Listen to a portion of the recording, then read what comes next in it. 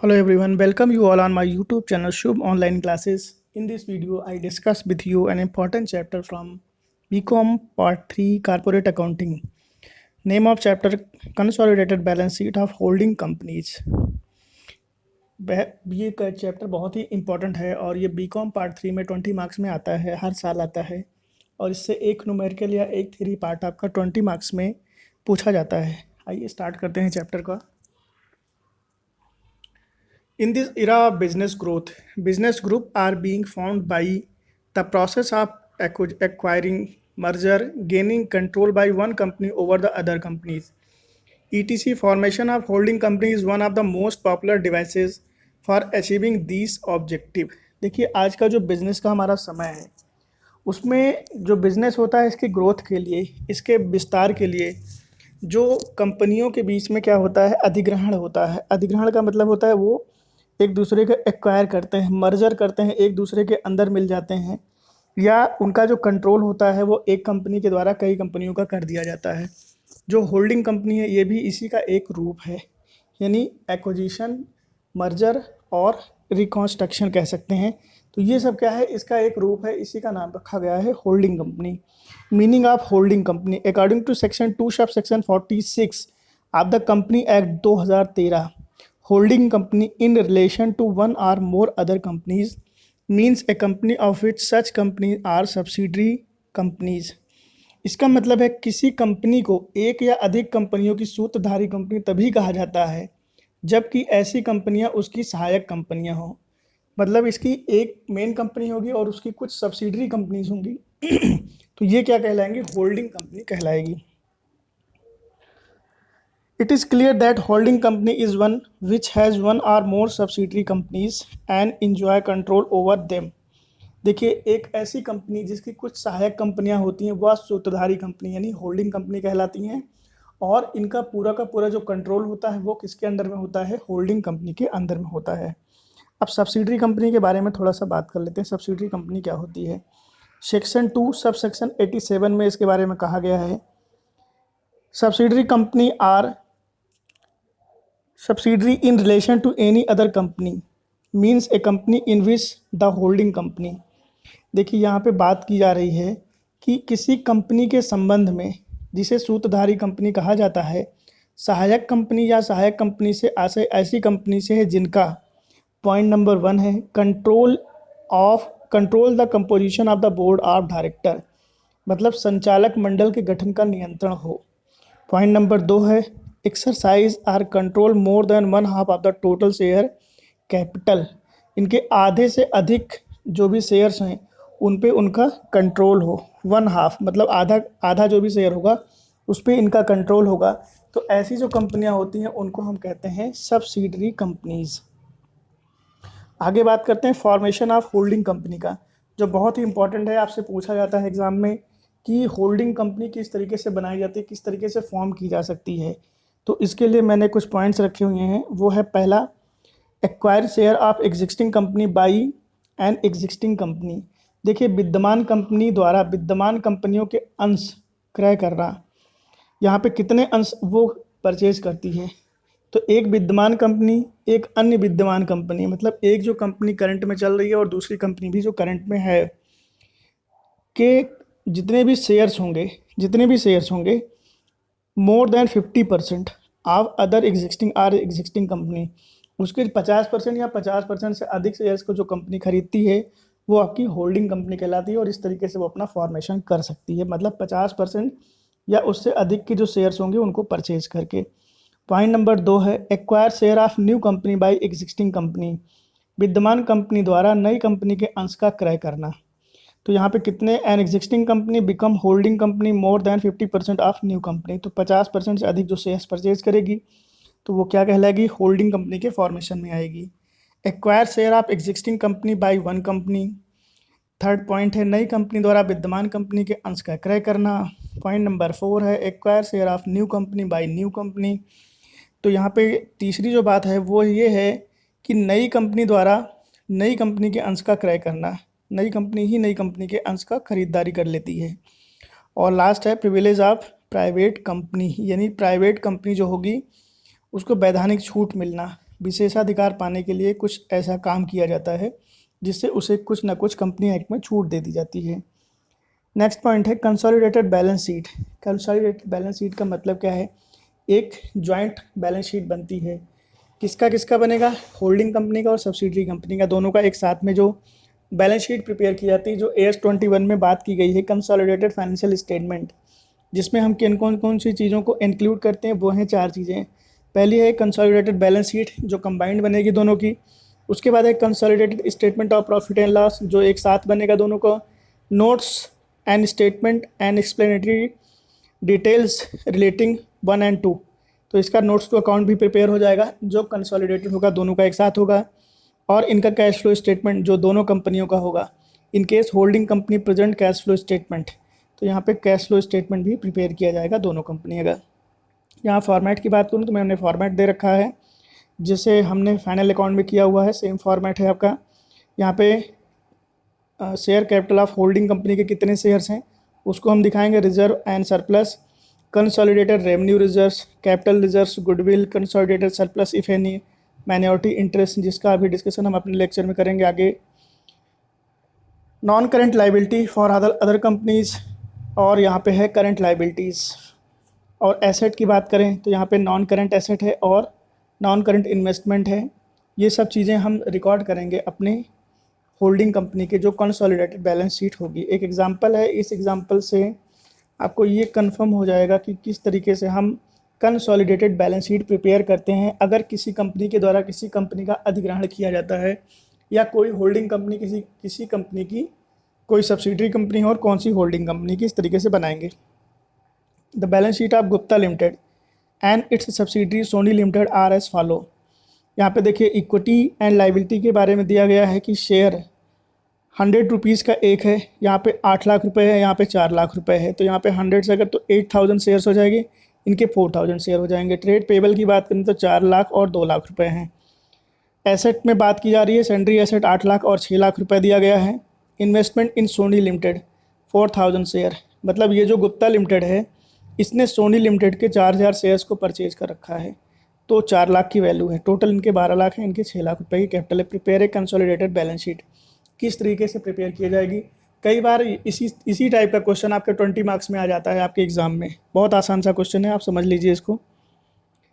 देखिए share capital, यहाँ पे कंसोलिडेटेड बैलेंस शीट बन रही है।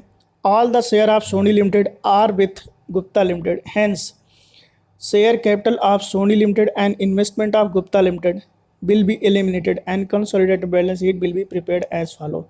तो शेयर कैपिटल कितना दिया गया था गुप्ता लिमिटेड का? 8 लाख रुपए। और यहाँ पे करंट लाइबिलिटी की बात किया जाए तो ट्रेड पेबल कितना दोनों का था, देख लीजिए ध्यान से। ट्रेड पेबल 4 लाख दिया गया है गुप्ता लिमिटेड का और 2 लाख है सोनी लिमिटेड का, दोनों को जोड़ दिया जाएगा, आएगा 6 लाख रुपए। यानी इनका जो इक्विटी एंड लाइबिलिटी वो है 14 लाख रुपीज़। एसेट में देखिए सेंड्री एसेट दिया गया है 6 लाख और 8 लाख रुपए, 6 लाख और 8 लाख रुपए, इसको यहाँ पे जोड़ दिया जाएगा इन दोनों का, तो यहाँ पे आएगा 14 लाख रुपीज़। बाकी जो भी चीज़ें हैं वो सब एलिमिनेट कर दी गई हैं, उनको हटा दिया गया है। तो कंसोलिडेटेड बैलेंस शीट ईजी है करना, इसी तरीके से बैलेंस शीट हमारी बनाई जाती है। उम्मीद है आपको पसंद आया होगा, समझ में भी आया होगा। गुडविल किस तरीके से कैलकुलेट करेंगे अगर हम होल्डिंग कंपनी कर रहे हैं, तो यहाँ कंप्यूटेशन ऑफ गुडविल, ये वाला टॉपिक हम करने चल रहे हैं।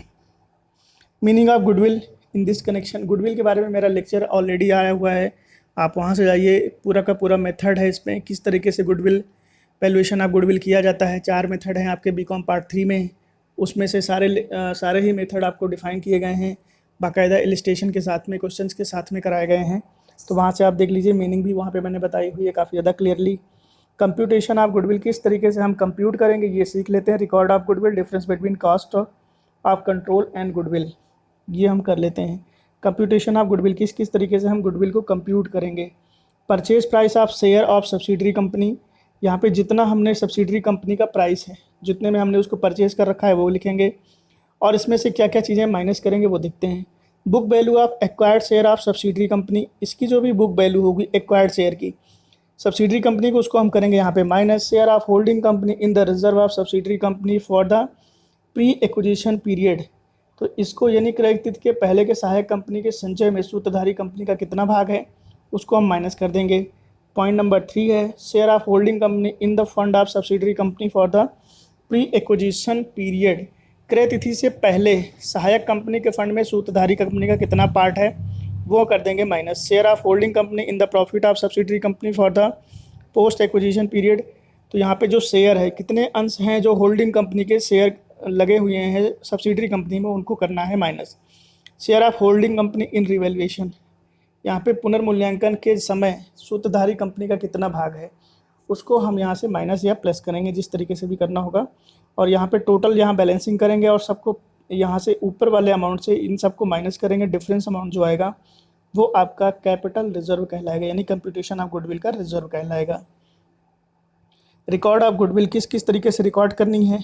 Amount of goodwill calculated from above mentions method इंशू in the asset side of the consolidated balance sheet. Record of excess of capital reserve over goodwill if capital reserve is already given and amount of capital reserve is more than। ठीक है, तो यहाँ पे कुछ इस तरीके से record करेंगे।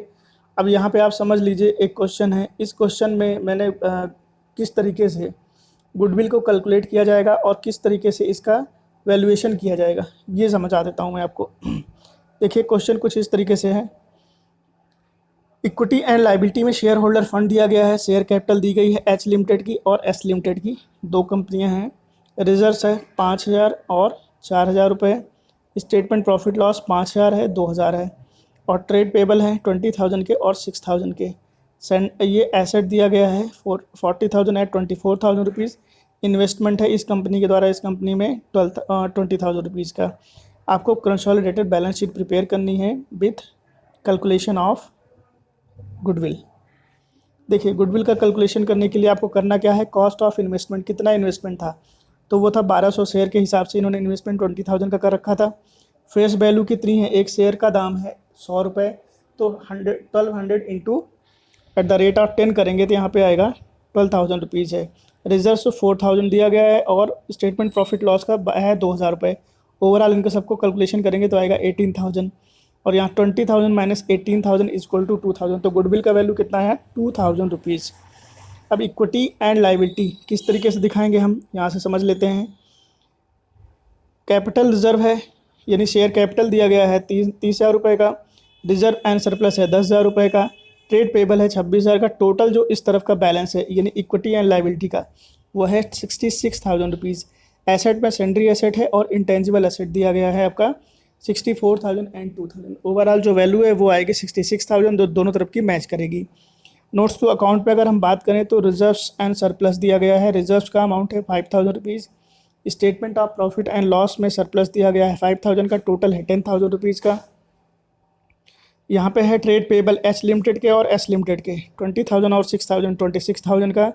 सेंड्री एसेट एच लिमिटेड और एस लिमिटेड का दिया है 40,000 एंड 24,000 जो कि है 64,000 और इंटेंजिबल एसेट में गुडविल का वैल्यूएशन हमने किया है आया है 2,000 रुपये। तो ये था क्वेश्चन हमारा और इसका किस तरीके से गुडविल को कैलकुलेट करेंगे वो भी मैंने आपको यहाँ पे समझाया। उम्मीद है आपको समझ में। अगर कहीं कोई प्रॉब्लम होती है तो आप कमेंट करिएगा, मैं रिप्लाई 101% करूँगा आपको। माइनॉरिटी इंटरेस्ट की बात करते हैं। अल्पमत हित, जो यहाँ पे कई बार सिर्फ इसी की डेफिनेशन पूछने के लिए आपको 20 मार्क्स मिल जाते हैं। इसी की डेफिनेशन पूछा जाता है आपसे, what is minority interest, how to calculate. इतना ही क्वेश्चन आपको पूछा जाता है और 20 मार्क्स आपको आसानी से मिल जाते हैं। तो यहाँ पे अल्पमत हित की बात अगर मैं करूँ तो सिंपल सा पहले समझ लीजिएगा, जब एक कंपनी दूसरी कंपनी के 50% से अधिक अंश को परचेज करती है और पर सभी अंश क्रय नहीं करती है तो दूसरी कंपनी के जिन अंशों को क्रय नहीं किया जाता है उनके धारक अल्पमत या अल्पमत वाले अंशधारी कहलाते हैं। इन अंशधारियों का जो भी हित कंपनी के जो भी सहायक कंपनी होती है उनके लिए जो होता है वही आपका अल्पमत अंशधारियों का हित कहलाता है, यानी माइनॉरिटी शेयर होल्डर इंटरेस्ट कहलाता है। तो ये होता है माइनॉरिटी इंटरेस्ट। अब इसको किस तरीके से कैलकुलेट करते हैं ये समझ लीजिए।